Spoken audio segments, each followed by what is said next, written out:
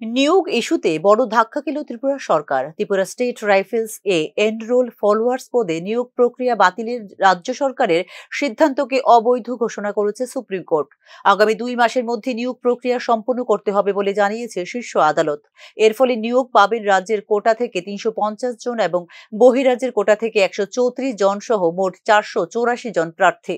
2016 সালের 9 সেপ্টেম্বর রাজ্যের অভ্যন্তরীণ কোটায় নিয়োগের বিজ্ঞপ্তি জারি করে তৎকালীন বামফ্রন্ট সরকার। একই বছরের সেপ্টেম্বর থেকে ডিসেম্বর পর্যন্ত রাজ্যের বিভিন্ন জেলায় অনুষ্ঠিত হয় নিয়োগ র্যালি।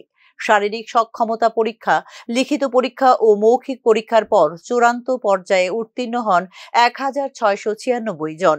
এর মধ্যে মেধা তালিকা অনুযায়ী নিয়োগের সুপারিশ করা হয় 350 জনকে। অন্যদিকে বহিরাজ্যের কোটায় 2016 সালের 14 সেপ্টেম্বর বিজ্ঞপ্তি প্রকাশিত হয়।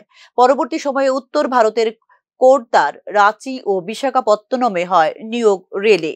সব পরীক্ষা শেষে 372 জন চূড়ান্তভাবে উত্তীর্ণ হন এবং 134 জনকে নিয়োগের জন্য সুপারিশ করে বোর্ড। কিন্তু 2018 সালে ক্ষমতার পরিবর্তনের পর এই নিয়োগ প্রক্রিয়ার বৈধতা নিয়ে প্রশ্ন তোলে নতুন সরকার। মামলা গড়ায় ত্রিপুরা হাইকোর্টে, যেখানে আদালত বাতিল করে দেয় নিয়োগ প্রক্রিয়া। সেই রায়ের বিরুদ্ধে সুপ্রিম কোর্টে আবেদন করেন চাকরি প্রার্থীরা।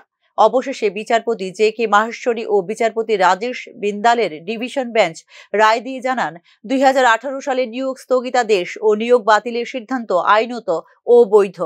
টিএসআর আইন ও বিধিমালা মেনে 2 মাসের মধ্যে প্রক্রিয়া শেষ করে নিয়োগ দিতে হবে বলে নির্দেশ দিয়েছে শীর্ষ আদালত। শীর্ষ আদালতের এই রায়ে দীর্ঘদিনের অনিশ্চয়তার অবসান ঘটল এবং নিয়োগের অপেক্ষায় থাকা প্রার্থীদের মধ্যে ফিরেছে স্বস্তি। তবে হাইকোর্টে পাওয়া রায় ভেস্তে যাওয়ায় ত্রিপুরা সরকারের উপর রাজনৈতিক চাপ বাড়ল বলেই মনে করছেন পর্যবেক্ষক মহল। Bureau report, news now.